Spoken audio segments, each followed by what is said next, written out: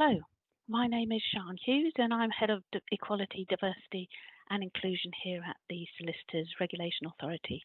Welcome and thank you for joining us. We're going to be discussing the benefits of ethnicity pay gap reporting. We have with us Bridget Tatham, partner, and also race and ethnicity executive sponsor at Brown Jacobson, and Jen Barnett, Director of Inclusion and ESG, Culture and Brand at Grant Thornton. Welcome to you both. But before we get started, I just need to cover a little bit of housekeeping. We want today's session to be interactive so that we will be opening these chat for questions in the second half of the webinar. You can submit questions using the link that should be at the bottom of your screens. We will try and cover as many as we can during the session and follow up separately if not. You can also provide feedback about the session, again using the link at the bottom of your screen. We appreciate your feedback. It helps us with future webinars, so thank you in advance for that. So why are we interested in ethnicity pay gap reporting? Well, as the regulatory body for solicitors, we have a duty to encourage a diverse legal profession. And through our principles, solicitors and law firms are required to act in a way that encourages equality, diversity and inclusion. We know there's more to do to improve the retention and progression of solicitors from a Black, Asian and minority ethnic background, particularly in the larger firms. It's a challenge for many organisations, including for us at the SRA. We identified ethnicity pay gap reporting as something that can help us make a difference. We've been tracking and reporting our own ethnicity pay gap since 2021. It's helping us, and we are actively encouraging firms to do the same. It's an important part of our wider strategy to promote transparency and drive meaningful change across the profession. So what is pay gap reporting and how can it drive diversity in the profession? Pay gap analysis involves identifying if there are any disparities in the average hourly pay between different groups. The insight from this can help employers identify the reasons for any gaps. Often pay gaps point to deeper issues, such as unequal access to opportunities for progression. Understanding this means that employers can put measures in place and evaluate progress by tracking the data over time. Publishing the data provides transparency and accountability and demonstrates your commitment to addressing the disparities. Gender pay gap reporting has been a requirement for larger employers for the past 8 years or so. Employers with over 250 employees are required to publish their gender pay gap and do that annually. The government has proposed to extend this for ethnicity and disability and consulted on this earlier in the year. Many organisations, including many law firms, particularly those who are already covered by the gender pay gap reporting requirements, they already monitor and publish ethnicity pay gap data. Some also publish other pay gap data such as disability, sexual orientation and social mobility. Just like collecting diversity data from your staff, simply collecting pay gap data won't itself bring about change, of course. You do need to use it to drive change by setting out what you're going to do about it. And that brings me nicely to our guests, Bridget and Jen, who have experience of ethnicity and other pay gap reporting over many years. Bridget, can I start with you and ask you if you could introduce yourself, please, and tell us a little bit about your role at Brown Jacobson? Thank you, Sian. Thank you for that kind introduction. I'm Bridget Tatham. I'm a partner in Brown Jacobson. I'm also proud to be the firm's executive sponsor for RACE. We are signatories to the Business in the Community Race at Work Charter, which I recommend most of you, all of you, to investigate. And if you're not already signatories, please sign up. Because it is one of those signposts of a firm's commitment to race equity within the business. Brown Jacobson, we are a national law firm, top 50, and proud to say that we've got offices in most of the major cities, from London to Manchester and Birmingham, where I'm based, and also Dublin, with an international reach, working with public and private clients alike. We've been publishing our gender pay gap data since 2017, and our ethnicity pay data, our ethnicity pay gap data in 2019 was the first launch. However, our commitment to DEI, as Sian has said, it's not just about data gathering, because what's the point? It's much deeper than that, and flows back to us wanting to be a much more inclusive and diverse business for both our colleagues as well as reflecting the clients that we want to do work with. And that's demonstrated by the fact that we've been doing much in this space, and I would describe it as phenomenal, going back to 2016 when we introduced blind CVs. We've rolled out our staff networks in 2019 to include our race, ethnicity and cultural heritage network, which is very apt for this discussion today. We engaged a dedicated DEI team in 2021 and launched our award-winning Reach mentoring programme in 2022. So all underpinned by extensive training for leadership, which we then rolled out firm-wide in 2024. So I'm hoping that just gives a sense as to what Brown Jacobson stands for in terms of this space and who we are. Excellent. Many thanks, Bridget. Focusing in on the obviously what is one strand of a very broad range of work that you do, can you tell us a little bit about how you present your ethnicity pay gap data and a little more about how you use it? Yeah, of course. We follow the UK government's recommendation, so we divide the categorisation into white, British and UK ethnic minorities. So that we know has a broad category of people included in that UK ethnic minorities, including white passing ethnic minorities as well. So it's not as detailed as we think it should be, and we in fact said as much in terms of that consultation that came out last year to the government, that it needs to be much more nuanced, otherwise the data is not going to be as helpful as it could be going forward. So that's the categorisation that we use. We present it looking at the difference between hourly rates, but also bonus, because that forms our remuneration structure within the business. We use mean as well as median, and that's because we anticipate that there are going to be outliers which may not give us the best data set if we were just to present on a mean basis, which mean basis you need to know it's kind of a very symmetrical data set, which gives you a kind of clean cut response. The median basis, we believe, takes into account those outliers, those people who are highly paid or low paid in any category of colleague. Although not required, we also report in the same way for our partners, because we want to know what our leadership looks like and what we need to be doing about our leadership. Are we treating our leaders and paying them the same? So we need to understand that pay gap there. The report is accompanied, and I think this is really important, by a clear executive summary telling our people, and also because it's published, those who are interested in doing work with us, what the data is telling us, how we are using it, and it's signed off right at the top of the organisation by Richard Med, who's our managing partner, and Caroline Green, who's our senior partner. And that, I think, demonstrates not only the commitment to ethnicity changes and making sure that we are moving forward, but also the level of accountability within the firm. So in other words, we've got a lot of initiatives. We say that we want to make change, but are we actually achieving change? Excellent, thank you. There's a lot in that answer, and I know from a few pre-submitted questions that we might want to unpick a couple of those. But if I can go now to Jen, can I ask you also to introduce yourself, please, and tell us a bit about your role at Grant Thornton? Yeah, thanks, Sian. And I think I'm probably going to say some similar things to Bridget, which is good, because it means actually we're both talking about similar recommendations around how you approach this.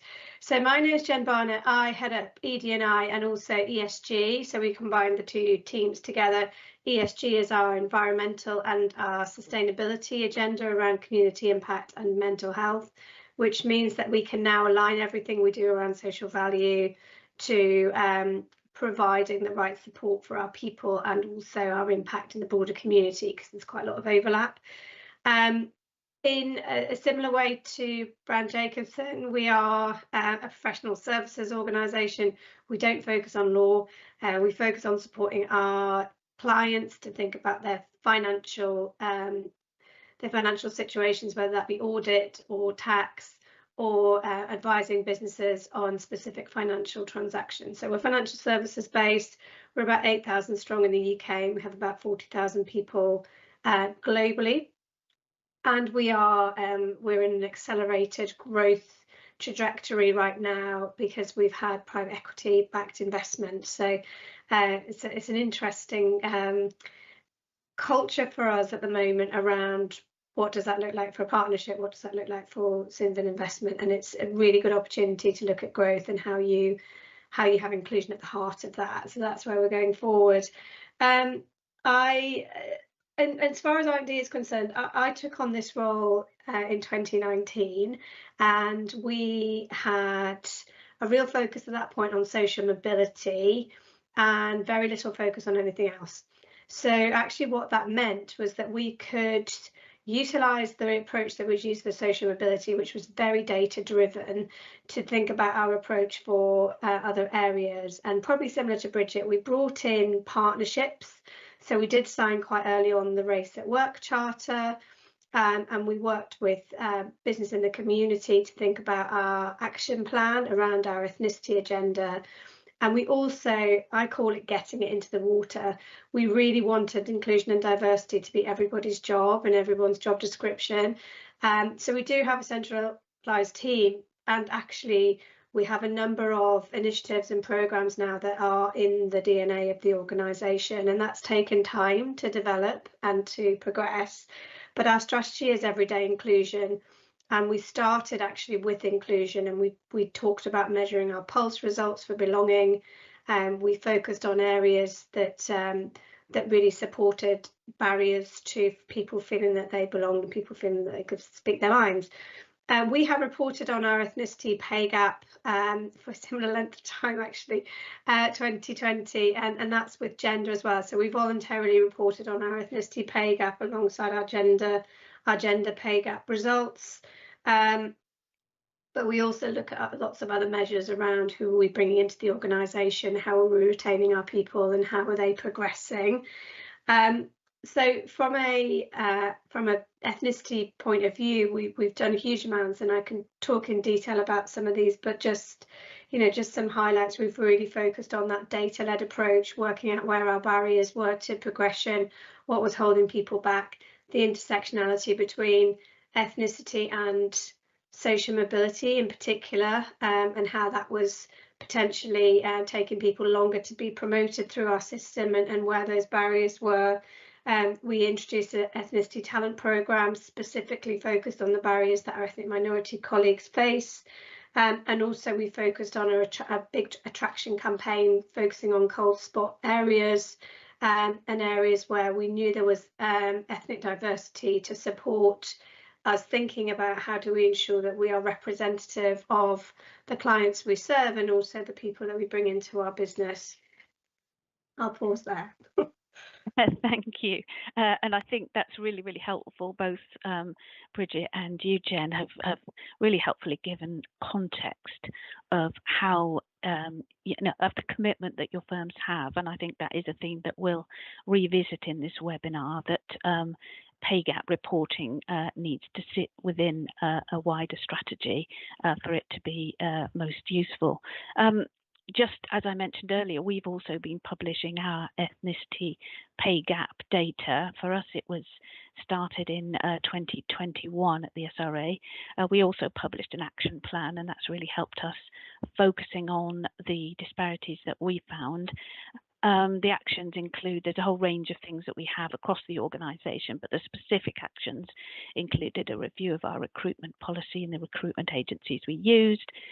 We've introduced mentoring and reverse mentoring within the organisation, and some of those actions have now been absorbed and adopted into our organisation, and in particular into the advanced leadership programme that we run. One of the key issues we identified was the lack of representation for minority staff at senior levels, and so we set ourselves diversity targets for the first time, making some good progress in meeting those and have seen a downward trend. There is more to do, but the fact that we've been transparent about this and included these commitments in our corporate strategy has really helped. So let's turn to a few questions, getting into the specifics around ethnicity pay gap reporting. One I would like to pose to both of you, perhaps starting with Bridget, if I may, and that is, what benefits and challenges have you faced with ethnicity pay gap reporting, and how are you overcoming them? Big questions, I appreciate, but if you can give us an overview of the benefits and some of the challenges, Bridget. Okay, thank you, Sian. In terms of the benefits, I think it's right to say, but we've seen significant benefits as long as you use it as one of many tools within your DEI toolbox, if you want to call it that. I think strategically it aligns us with clients that we want to do business with. So it demonstrates our intention to have an inclusive business and a diverse business in terms of thinking and the people that will be available to do work for our clients. So similar to you, Jen, making sure that our internal community reflects the communities in which we are based. And that, I think, is important at a time when, despite what might be going on in the broader world socially, most of our clients are still wanting to see that data in terms of tenders and wanting to do business with the right type of organisation that reflects their commitments. So strategically, it's very important to us. Whilst it's a blunt tool, I think that points around transparency and trust builds that within the organisation. So what we, similar to Jen, aligned with our programs around talent, leadership and access into the business, what we're able to try to do is to hold the organisation to account, to make sure that we are doing what we say we're doing and achieving what we can in an open and transparent way. That builds trust, because one of the main challenges is around people wanting to self-identify and self-process their data when they are within possibly within a very small cohort within the business. So in other words, they will be readily identifiable once we break down, because what we do in some of our data sets is break down based on, white British, Black Caribbean, Black African, and so forth. So we have the full data set available. So you need to build that trust so that people know that how we're going to use that data, and that we're using that data to positively drive change in the business. So that's kind of some of the challenges. It's mainly around trust, to make sure we've got great data sets or good data sets. So otherwise we'll be using information that is flawed. So, but I'm pleased to say, when I was looking at some of our information, that our last reporting across all data sets, which is gender, LGBTQ+ is coming up, disability and social mobility, which we introduced in the last few years, that 90% of our colleagues are actually contributing to the data that we have, which I think is a fantastic foundation, and also a testament to the amount of level of trust and engagement within the business. So there's a strategic element in terms of client facing, but also that internal piece about transparency, enabling us to also put in place those initiatives which check what we're doing, ensures that we are retaining talent and progressing talent as well.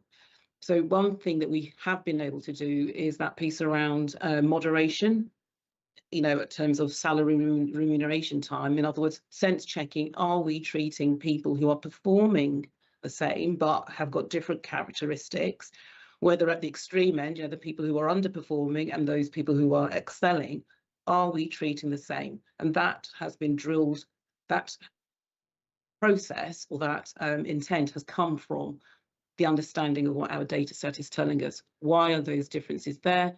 And then trying to put in place processes to make sure those differences are reduced. And we're seeing that gap reduce very well.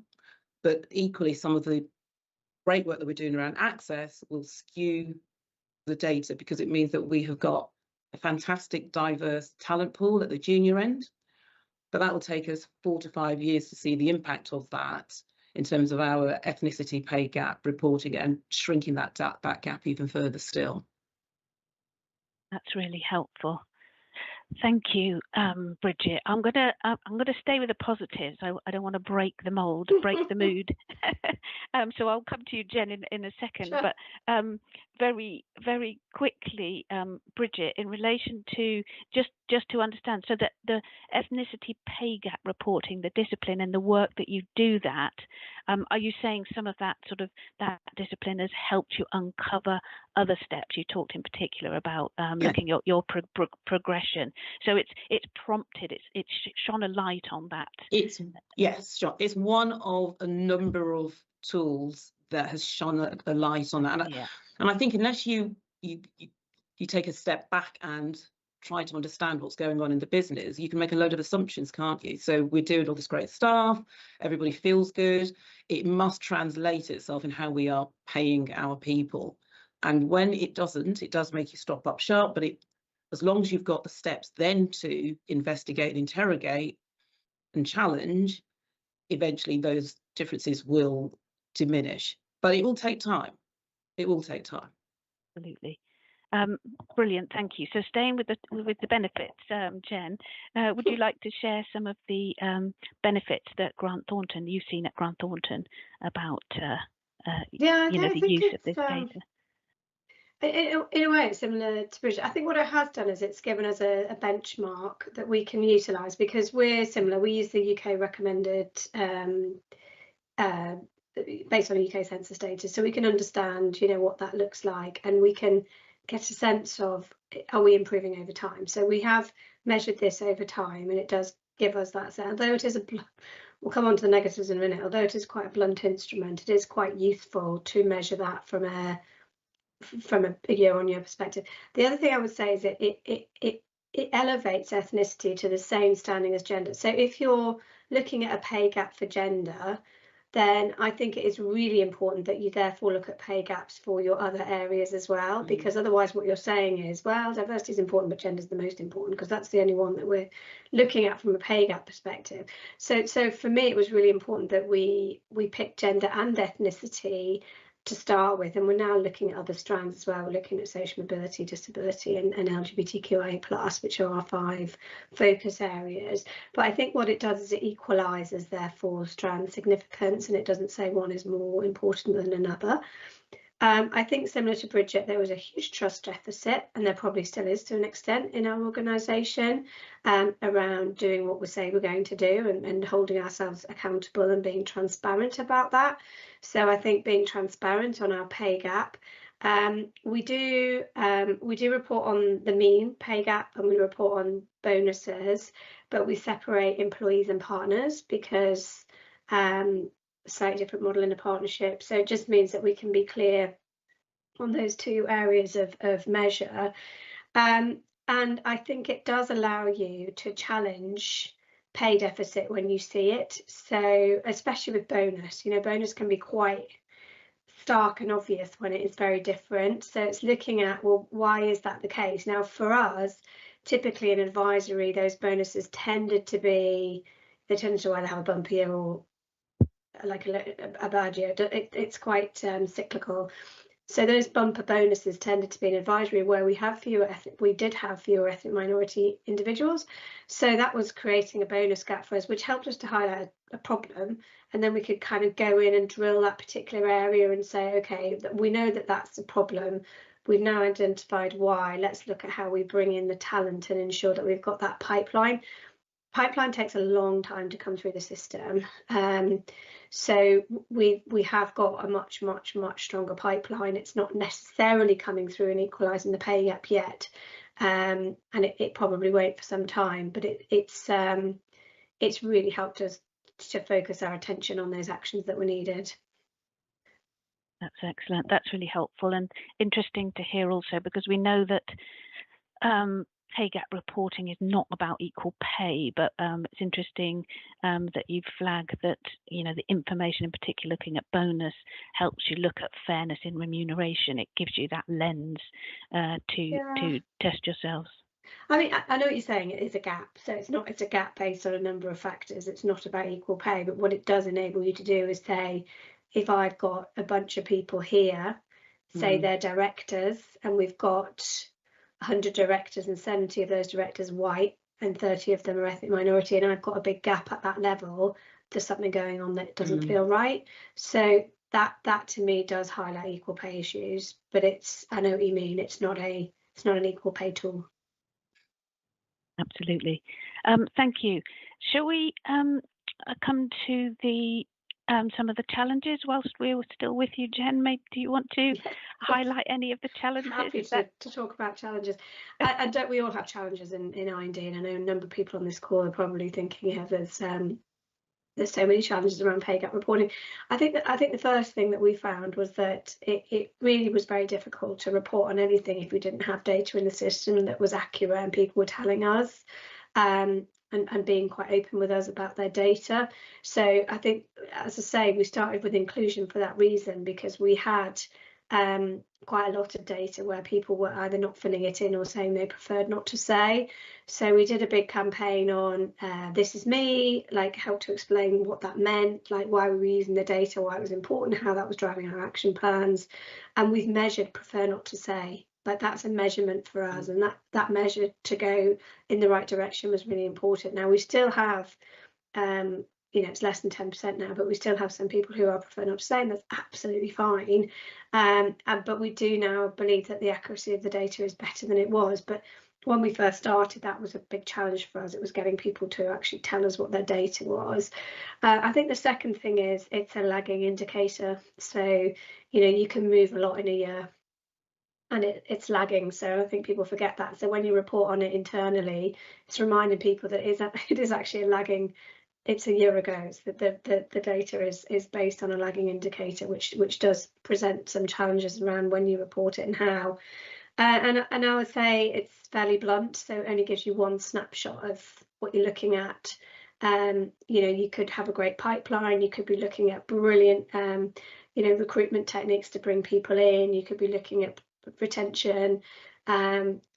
Your pulse results, you know, around belonging and that inclusion. So I think it's one of a number of measures rather than saying it's the only measure. I think the other thing that's really important is if you're going to publish any data, it's like, well, what are you going to do about it? Like, where's your action plan? How are you going to make this better? So I think unless you're prepared to actually put the effort in to make it better, it's kind of a bit pointless to publish data. So I think that is the disadvantage of making this compulsory, because you can compulsorily report on data. Doesn't mean that it's going to change anything. It's more the action plan that's required to make it change, and that's the bit I think that is missing. I won't say everything because I'll let Bridget jump in with her challenges as well. Yes, if we come to you, Bridget, on some of the challenges, but I think it will, just picking up something that I think's come in through the chat about whether it's compulsory and, you know, making it compulsory and whether action plans. I think the government consultation, which took place, I think, spring into early summer this year, did actually suggest, I think, about the possibility of requiring firms to publish action plans. But for what I'm hearing, Jen, you almost have to if you're going to make that decision. Well, that's just my opinion. I just think that otherwise people will look at you and say, well, okay, so you published a load of data, but what are you going to do with it? And it's like anything. It's like quality. It's like ethics. Any business problem. you have an action plan to address it. So it's approaching it in the same way as my belief. Absolutely. Yeah.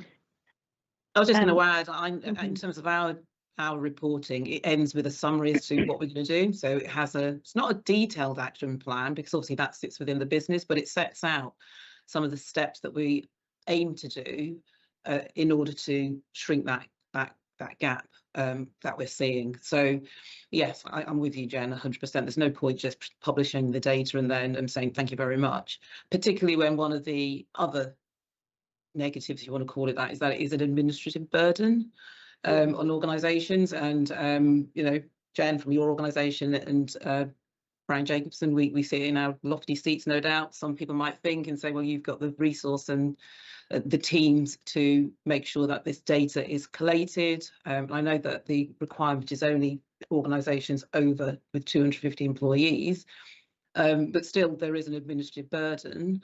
And also you need to make sure that you have got people who could actually not only gather the data, but also analyse it, and so that you understand what the data is telling you. We've got people who do that for us. I'm sure Jen does it herself with a team of people, and you're right in the midst of it. I have the advantage of being able to be in a team meeting and have that information disseminated to me and explained to me. So you do actually need to have people who can understand the information as it's coming in and then communicate that back out to the business effectively. So that piece around transparency, so it makes sense. So there is that piece around data literacy and understanding what the information is going to be telling us. So I think that those are some of the negatives. There is also that moment when, in this context, the data is not going to be that great because it is a blunt tool, and people might be concerned about that reputational impact of, you know, that oh my god moment, it's not showing us what we would like it to show. But the reality, if you've got good, you know, a very effective case summary, as well as the what we're going to do about it, that plan at the end, that is a story to tell the people within the organisation as well as external, in terms of your peers and your competitors, as well as your potential clients, as to what we have in mind to make sure that we shrink that gap. So there's a lot to do, but ultimately I do believe it's a positive. Whether it's compulsory or not, I'm not, I know I sit on the fence, but I think that we all should be doing it. But more importantly, we should be doing something about what the data is telling us. And that must be the message back into the business and externally. Absolutely, and I think that is key. It's not useful for having that data for the sake of just having it and publishing it. Once you make that step that you need to, as you are both doing, have a plan to address the data so you can see that story and develop that story. Just to pick up one of another question that's popped into the chat. This is something that we know the government has said it's keen, both for ethnicity and disability, to introduce. I haven't heard anything about the outcome from the consultation, so this is probably a legislative change which we will hear about in the hopefully not too distant future. Not something that the SRA have immediate plans to require. There's a lot of work that we do to encourage diversity in the profession, working with firms like yourselves, who are already practicing these kinds of using these kinds of tools to make a difference. And so from our point of view, we're encouraging firms to do this, but there's also the size issue and the administrative burden around that. There are a couple of questions which might address some of the other challenges, actually, if I can go to them. Again, Jen, coming to you. You both have talked about taking, if I can describe it as a binary approach to comparing white staff with Black, Asian, minority, ethnic staff. There is a question coming about segmenting ethnicities, and I think it's been suggested that is good practice. I think, Bridget, you were already alluding to that, and that might be, but there might be some challenges with that. Jen, can you talk a little bit more about the challenges of comparing those 5 ethnic groups? A lot more different than you approach to gender pay? Well, yes, sorry, the sun is now shining in my face, so apologies for that. I don't know why it's doing that, but I shall pull my blind down in a second. So I would say the first thing to think about is there are more than 5 categories of ethnic minority people. So it's like, well, kind of where our point was like, where do you? I hate grouping people into groups, and almost the pay gap reporting has forced us to do that. When we are talking about inclusion within our firm, we have multiple different networks around faith and also cultural backgrounds, and we run cultural awareness weeks around those multiple cultural backgrounds because it is very complex and people are very different. And if you think about all of the different cultures that we have within our firm, I think we have over 20. So if you start to then try and break that down from a pay gap reporting perspective, it would be meaningless because you wouldn't have enough people within the various different categories that would sufficiently anonymise the data and also give you anything meaningful to report on. So as I said before, we've kept it quite broad on the basis that it gives us a general benchmark.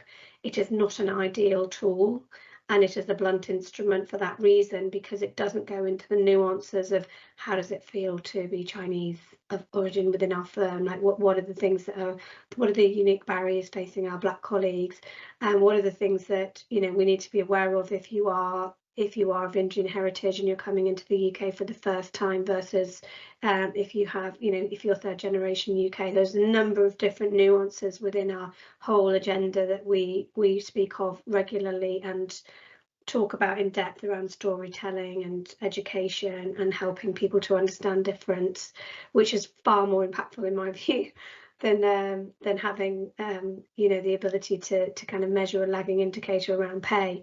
However, as I said before, the advantage is that it equalises, you know, the way in which we look at diversity, and it also means that you have a benchmark. So I personally, I think it's very difficult to categorise any differently, particularly for smaller organisations, for pay gap reporting. But Bridget may have a different view to me on that. Bridget, did you want to come in on that? No, well, I do, but just to simply say I don't have any different views to you. I think you've summarised the concerns quite well. I think that the difficulty is, if we look at the SRA data within the legal sector as to about diversity in law firms, we know that the trends are telling us that, the data is telling us that there are increasing numbers of ethnic minorities entering the profession and qualifying as solicitors, so which is great, isn't it? However, it's only when you drill down into the you know, the different categories of ethnicity that you will really see what's going on. And we can see, and which is great, that the drive for progress, if you want to call it that, has been driven by an increase in Asian lawyers in the market, whereas for example, Black and other lawyers, it's quite static. I'm right, I'm sure, Sian, it's been static for a number of years. Very much so, yes, that's correct. So understanding that detail is important. Yeah. But equally, I think within the context of organisations, it's quite hard to get people who are easily identifiable, until there are more people who look like me, for example, in business, to actually feel comfortable. And that goes back to the top of the conversation about that piece around trust. So people understand what we're doing with the data and why we need it. And that we've got the same measure, Jen, about preferred not to say. Is that improving? Yeah. It is, but slowly. But we still have to recognise that people will say, well, if I'm a senior associate in an organisation and I self-identify as being Black Caribbean, people are going to know who I am. Yeah, so that takes us back to the highly important issue. Sorry to talk across you. Do you want to finish that? Yeah. No. I think I'd finished the point. Yeah. Yeah, absolutely. And so the data protection issue is really, really important. And until we can be comfortable that we can publish at a lower level, it's likely that will be a binary approach to it, will be the norm for a number of firms. And again, we've covered, I think the word blunt tool has come up a few times. We recognise it's a blunt tool. It doesn't mean you shouldn't be looking at the differences between the groups in all of the other work that you're doing. Can I come, I know time is moving on, can I come to another couple of specific questions that we've had in? One about, because of the challenges in data, whether publishing this data can be potentially misleading, could be misleading because of focus on mean gaps and outliers that might sort of throw the figures out a bit, and generally because of statistical illiteracy. I'm glad, Bridget, you said you have to have it helps when you have people explain the data to you. I'm not for a minute suggesting you're statistically illiterate, but it is very challenging to interpret some of this data. I find that myself. So any thoughts on that? How to handle outliers and how to overcome some of the challenges of explaining complex statistical data through this? Shall I jump in? Thank you. And I'm going to jump in because I can say that we report not just the mean, but we also do the median, which will pick up the outliers. And I would suggest that that might be the best in terms of best practice, and present both data sets in your report. In terms of explaining that, so the piece around statistical literacy, that I think comes down to what the report is actually telling you in terms of the summary. Then you've got your figures, and then I think that the action plan. And I think most people are going to hone in on the action plan. What are you doing? And then I also think there's a lot you need to do internally in the business in terms of explaining to your colleagues what the data is actually telling us. And we do that. How much people take away from it? Do people really understand that it's not equal pay? I'm hoping that people do. The more that we educate and socialize this information, and that people know that this is what we're doing and why we're doing it, I think it will only improve. But I think here and now, if you can publish both data sets, that might be the best that we can achieve in order to track and monitor what's going on within the ethnicity arena. Thank you, Bridget. Jen, I'm going to ask you for any concluding points you want to add. We've run out of time, so I need to bring it to a conclusion fairly soon. But I think it's on that point you've covered, both of you have covered about the context and surrounding the numbers. Is that something that you see as important? Jen? Sorry, Sian, was it concluding points, or did you have a specific question? No, just a specific question around the context, providing information or explanation around the numbers. No, well, I agree with Bridget. I think the more transparent you can be, and the more open you can be about why you're reporting and what you're reporting and how you're doing it, even if it's going as far as to say this is how we calculate it and this is what we do, I think helps to build trust, so that people don't think there's some sort of magic going on behind the scenes and you're trying to sort of do something clever with the numbers. I think it's important that you just say what it is, even if it's not great, and then you can build from there. And the other thing I would say is, before you communicate anything, have your ethnic minority networks test it, like look at the comms, get them involved, build their trust in how you're doing this, even if you've only got a couple of representatives on there, because they can spread the word to others within the organisation as well. So you don't need to do that in isolation. You can bring others in to help you to contextualise what you're trying to achieve. That's excellent. I think we've run right out of time. So there's more questions and more issues to discuss. We are planning to put some further resources out on our website, so we'll try and include some additional material in that for everyone to read. So can I thank you both for your time.